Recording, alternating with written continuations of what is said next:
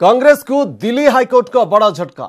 National Herald प्रकाशक associated journals limited बा AJL रो आवेदन खारज करिसंती दिल्ली हाईकोर्ट।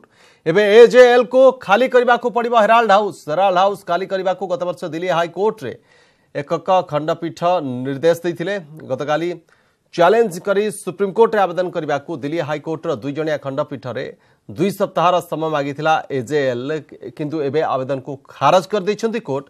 नेशनल हेराल्ड खबर कागज छापिबा पाई लीज रे मिलिथिबा जगार सठिक भाव में व्यवहार होई नाही बोली कोर्ट कहिथिले।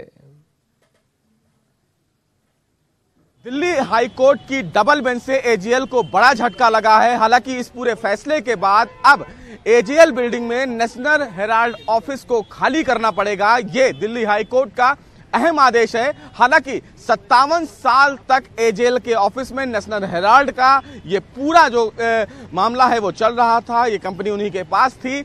लेकिन केंद्र सरकार की तरफ से ये कहा गया कि जिस आधार पर या जिस नियमों के तहत ये लीज लिया गया था, फिलहाल नेशनल हेराल्ड यानी कि एजेएल उसका वायलेशन कर रहा है और इसीलिए इस पूरे बिल्डिंग को खाली करा दिया जाना चाहिए। वहीं कांग्रेस की तरफ से वरिष्ठ वकील अभिषेक मनु सिंघवी ने कोर्ट में दलील देते हुए ये कहा था कि फिलहाल हमने कुछ दिनों से पेपर को नहीं छापा है, लेकिन अब फिलहाल इस दौर में, इलेक्ट्रॉनिक दौर में, ये जो पूरा पेपर है वो इंटरनेट पर उपलब्ध है और कई भाषाओं में ये इंटरनेट में चलाया जा रहा है। कुछ वित्तीय संकट था जिसकी वजह से पेपर नहीं छापा जा रहा था, लेकिन फिलहाल केंद्र सरकार बार बार ये दलील देती रही कि जो वायलेशन है वो लीज का वायलेशन है, लिहाजा इस पूरी याचिका पर अब कहीं ना कहीं सुनवाई करने की जरूरत नहीं है। और यही आधार सिंगल बेंच ने भी माना था और अब कहीं ना कहीं इस पूरे फैसले से एक बड़ा झटका लगा है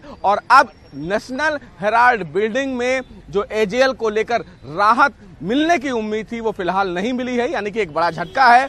अब फिलहाल एजेएल बिल्डिंग को लेकर एक ही उम्मीद बची है, वो सुप्रीम कोर्ट। अब सुप्रीम कोर्ट में वो अपील करते हैं और सुप्रीम कोर्ट से यह राहत मिलती है, ये बात की बात है। लेकिन दिल्ली हाईकोर्ट से फिलहाल एक करारा झटका एजेएल को लगा है।